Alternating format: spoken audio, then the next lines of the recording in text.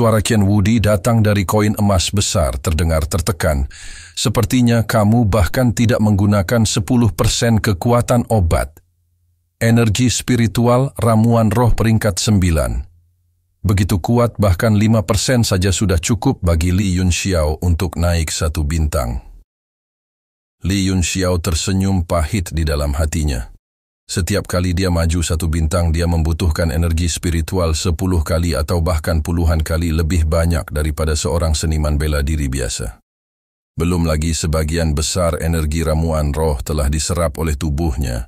Bahkan jika semuanya diserap ke dalam dantiannya, dia masih tidak percaya diri untuk maju. Dia melihat penampilan Qian Wudi. Meskipun dia masih seorang kaisar bela diri bintang 1, temperamennya telah banyak berubah, membuatnya sulit untuk dilihat. Apa kabarmu? Li Yunxiao tersenyum. Sudahkah kamu memahami semua maksud bela diri 7 konstelasi? Semua niat bela diri. 7 konstelasi. Kali ini semua orang terkejut. Mereka segera mengerti apa yang ditukarkan Li Yunxiao. Zhang Hanze juga terkejut. Pantas saja aura Qian Wudi benar-benar berbeda setelah ia keluar dari pengasingan. Meski budidayanya belum meningkat, seolah-olah dia diselimuti kabut tipis, sehingga sulit untuk melihat dengan jelas. King Luo juga terkejut. Dia tidak pernah mengira Li Yunxiao akan melakukan hal seperti itu padanya. Buah Dao 7, konstelasi, tidak berarti banyak bagi mereka. Tetapi bagi sekte kaya dan berkuasa, mereka tidak akan menyia-nyiakan upaya untuk mengumpulkan barang-barang seperti itu untuk mengasuh murid elit mereka. Selain itu, 2 sesi Merchant Union akan segera dimulai, dan semuanya adalah kaum muda. Di antara generasi muda, kemampuan mencapai alam raja bela diri sudah menjadi batasnya. Tak heran bahkan Qian Wudi pun bisa menerima harga selangit Li Yunxiao. Dia menatap Li Yunxiao dengan tatapan yang rumit sekali lagi, dan di dalam hatinya, dia semakin yakin bahwa dia adalah sepupu Li Huaqi. Kalau tidak, bagaimana mungkin seorang pemuda tak dikenal bisa memiliki begitu banyak harta dalam dirinya? Qian Wudi menatapnya dengan dingin dan berkata dengan bangga, "Kamu tidak perlu khawatir tentang itu. Saya berharap dapat melihat Anda di Rising City. Jika saya tidak salah, Anda berencana mewakili perdagangan Yuan Surgawi." Melihat Li Yunxiao tidak menyangkalnya, matanya menunjukkan sedikit kegembiraan. "Bagus sekali. Saat itu aku akan membuktikan perkataanku hari ini dengan menginjakkan sepatuku ke wajahmu." Li Yunxiao tersenyum dan berkata, "Mengapa kita tidak bertaruh lagi? Kita tidak akan bertaruh banyak, hanya 1 miliar batu primordial. Bagaimana menurut Anda? Bahkan orang kaya seperti Qian Wudi menghirup udara dingin, cahaya dingin muncul di matanya. Jika kamu mati di tanganku, kepada siapa aku akan meminta batu primal ini?" Li Yunxiao tersenyum. "Jangan lupa kamu masih berhutang 1 miliar padaku. Jika saya kalah, Anda tidak perlu membayarnya kembali. Jika aku kalah, kamu tidak perlu membayarku kembali. Lagi pula, 1 miliar batu primordial kelas menengah bukanlah sesuatu yang bisa dia keluarkan begitu saja. Namun Li Yunxiao hanyalah seorang raja bela diri di Gunung Meru. Namun kekuatannya yang sebanding dengan raja bela diri telah meninggalkan kesan mendalam padanya. Tapi budidaya Wudi Qian, budidaya Li Martial seperti orang suci yang dia sukai. Kaisar dan kaisar, seperti sekarang, budidaya Li Yunxiao telah mencapai leluhur bela diri bintang 3. Dia bisa menerobos ke bintang 4 kapan saja. Qian Wudi yang tadinya penuh percaya diri, mulai ragu dan kehilangan kepercayaan diri. Qian Wudi yang tadinya penuh percaya diri mulai ragu-ragu. "Tuan muda, dengan kekuatanmu, kenapa tidak?" Qian Wudi tersipu dan menatap Li Yunxiao. "Baik, saya akan menerima taruhan Anda, 1 miliar batu primordial kelas menengah." Li Yunxiao berseri-seri dan memuji. "Tuan muda Wudi, saya menantikannya. Anda harus berkultivasi dengan baik.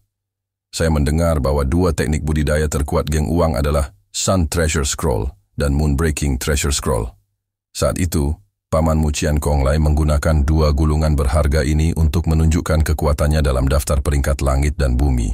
Ia menduduki peringkat ke-22 dan dikagumi dunia." Ekspresi Qian Wudi berubah. Dia mendengus dan tidak berkomentar. Chiang Konglai adalah pakar terbaik dari Money Gang. Dia sangat berbakat dan terkenal. Awalnya posisi Presiden Money Gang adalah miliknya. Saat itu, dia ikut serta dalam turnamen pemeringkatan. Ketika dia kembali, dia tidak mengucapkan sepatah kata pun. Dia baru saja meninggalkan sekte tersebut dan hidup dalam pengasingan. Dia bersumpah bahwa dia tidak akan keluar sampai dia berhasil. Hal ini menyebabkan Money Gang kehilangan salah satu pakar top mereka.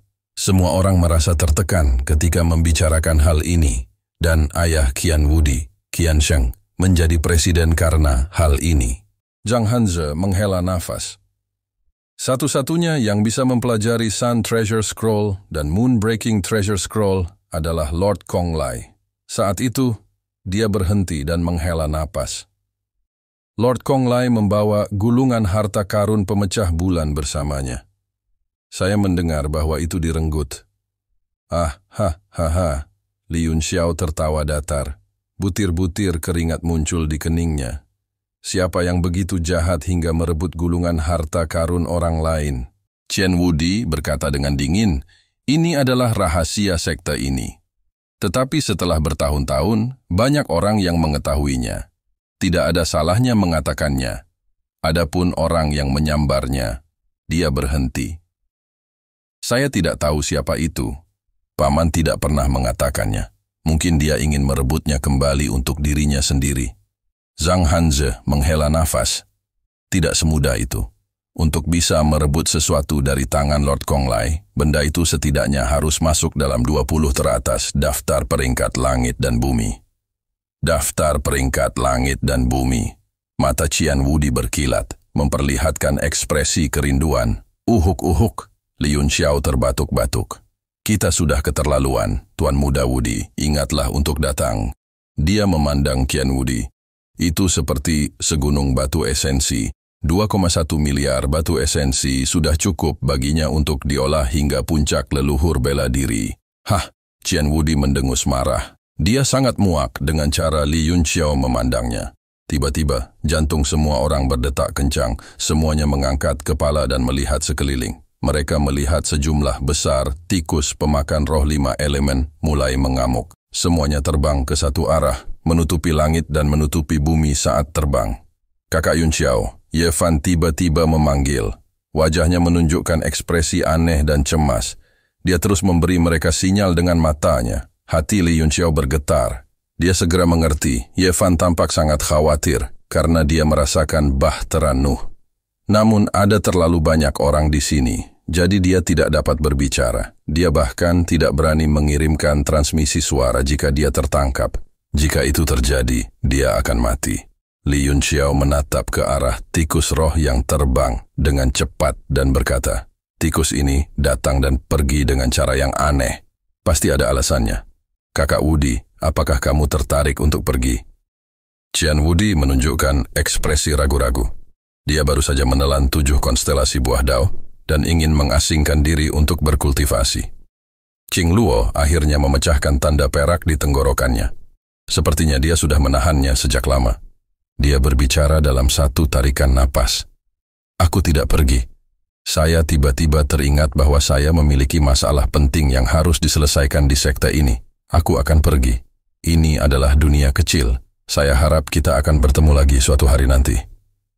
Dia telah menerima pemberitahuan dari atasannya untuk datang ke Demon Plain dan melihatnya. Dia tidak menyangka bahwa dia akan hampir kehilangan nyawanya. Dia tidak bisa tinggal di sini lebih lama lagi.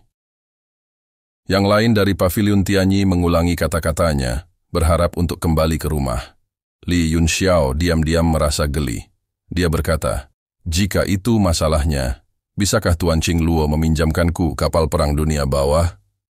Meminjamkanmu kapal perang? Qing Luo memasang wajah murung dan berkata dengan dingin, Li Yunxiao, menurutmu apakah kapal perang ini adalah sepotong kubis? Anda ingin meminjamnya? Bisakah Anda membayarnya jika rusak? Li Yunxiao menoleh ke arah Qian Wudi dan berkata, Saudara Wudi, saya ingin meminjam kapal perang mereka. Bisakah Anda membantu saya? Ekspresi Qing Luo berubah drastis. Dia menatap koin emas itu dengan ekspresi muram. Qian Wudi tahu bahwa Li Yunxiao ingin meminjam kekuatannya untuk merebut kapal perang.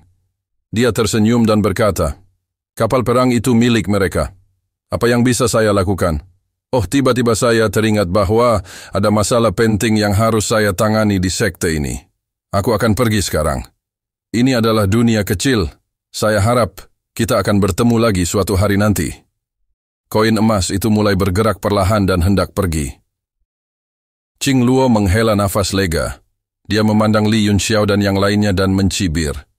"Tapi karena kita sudah melalui suka dan duka, bersama begitu lama, aku akan meminjamkanmu kapal perang yang lebih kecil."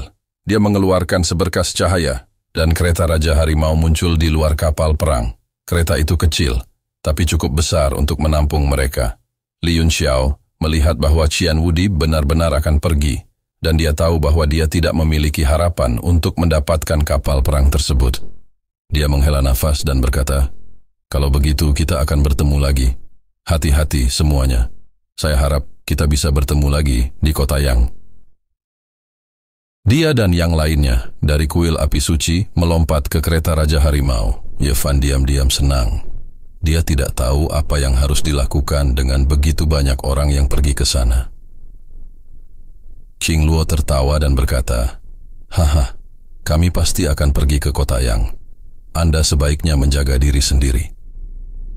Dia membalikan kapal perang dan terbang dalam sorotan cahaya. Qian Wudi pun mengukapkan selamat tinggal sebelum menghilang. Li Yunxiao menyaksikan kapal perang Netherworld menghilang ke langit. Dia tiba-tiba menggerutkan kening dan menghela nafas. "Kamu Fan bingung. Saudara Yunxiao, bukankah lebih baik mereka pergi? Kita bisa melakukannya sendiri." Li Yunxiao menghela nafas. Qing Luo dan yang lainnya mungkin dalam bahaya. Ada orang lain di kapal perang selain mereka. Yang lain, orang-orang dari kuil api suci saling memandang dengan bingung. Ada begitu banyak orang di kapal perang itu, tapi tidak ada yang menemukan mereka. Bagaimana dia tahu? Ketika Li Yunxiao menelan rumput Sky Soul untuk diolah, dia merasakan orang-orang yang bersembunyi di kapal perang, tapi dia tidak bisa memastikannya. Saat dia menyatu dengan jiwa Genryu, kekuatan jiwanya mencapai puncaknya. Baru setelah itu dia berani memastikan bahwa ada 5 orang yang bersembunyi di kapal perang dan mereka semua sangat kuat. Dia mengesampingkan pikirannya dan berkata, "Lupakan saja. Ya Fan, apa yang kamu rasakan?" Ye Fan berkata dengan ekspresi serius, Aura Bahtera Nuh. Saya merasakan panggilan. Bahtera Nuh memanggilku. Perasaan yang sangat kuat." Li Yunxiao tertegun sejenak. Dia menatap ke arah di mana tikus roh menghilang dan mengerutkan kening. Jika Bahtera Nuh benar-benar ada di dataran iblis ini, maka hanya ada satu orang yang paling tahu, dan itu adalah Kaisar Tikus. Apa sebenarnya? Terima kasih telah menonton. Jangan lupa like, share, dan subscribe guys.